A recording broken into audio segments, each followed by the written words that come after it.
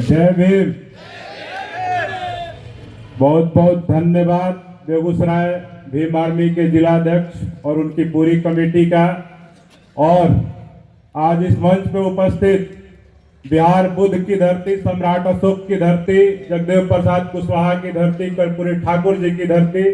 रामविलास पासवान जी की धरती और बेगूसराय रामधारी सिंह दिनकर जी की धरती पे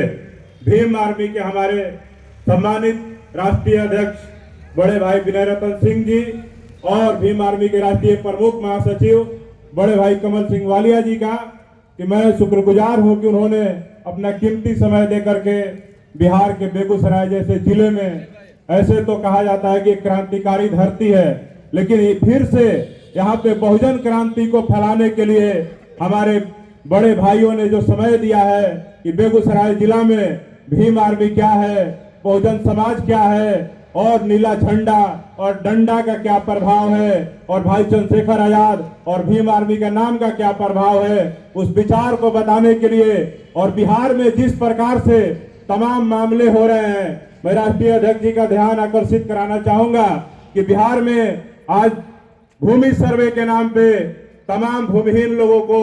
जिस प्रकार से घरों से बेघर कर दिया गया, जो सड़क किनारे, नदी किनारे, नाले किनारे, नहर किनारे रहते हैं, उनके झोपड़ियों को उजाड़ करके नीतीश कुमार जी प्रगति यात्रा निकाल रहे हैं। तो मैं चाहूंगा कि बिहार के भूमिहीनों पे भी वो बात रखें। और बिहार में जिस प्रकार से एक जाति विशेष वर्ग के जो चौकीदार हुआ करते थे आजादी के पूर्व से, अंग्रेजों के समय से, मैं चाहूंगा कि चौकीदारों की भी नौकरी खतरे में डाल करके नीतीश कुमार जी ने वो नौकरी सबके लिए किया है। तो मैं चाहूंगा कि हमारे राष्ट्रीय अध्यक्ष उस मुद्दे पे भी बात रखें, क्योंकि चौकीदारों के हक और हुकूक के लिए हम सब ने विधानसभा का घेराव किया था, लेकिन हमारे ही समाज के कुछ जो पुनः पैक्ट के दलाल नेता, सांसद और मंत्री बनकर के केंद्र सरकार और राज्य सरकार में बैठे हैं, वैसे लोगों ने हमारे समाज के मजबूत हो रहे आंदोलन को कमजोर करने के लिए वहां पे जाकर के उन अनशन को खत्म करवाने का काम किया था। तो मैं चाहूंगा कि हमारे राष्ट्रीय अध्यक्ष चौकीदारों के हक हुकूक में भी बात रखें। और बिहार में जिस प्रकार से महिलाओं से झूठ बोल करके महिला संवाद के नाम पे नीतीश कुमार जी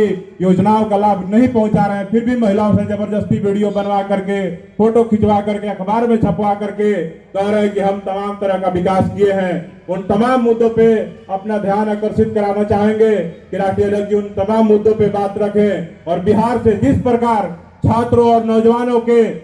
भविष्य के साथ लगातार खिलवाड़ किया जाता है, कभी बीपीएससी का पेपर लीक हो जाता है, कभी बीएसएससी का पेपर लीक हो जाता है, कभी बिहार पुलिस का पेपर लीक हो जाता है, ऐसे तमाम मुद्दों पे और आए दिन हमारे समाज के ऊपर हो रहे शोषण पे, जुल्म पे, अत्याचार पे, अन्याय पे, हमारी माताओं के साथ, बहनों के साथ, महिलाओं के साथ उनके हो रहे हत्या पे, बलात्कार पे और जिस प्रकार की घटनाओं को लगातार बिहार में अंजाम दिया जा रहा है, उन तमाम घटनाओं पे रोक लगाने के लिए और समाज को एक सूत्र में बांध करके बहुजन समाज को, बहुजन शब्द को एक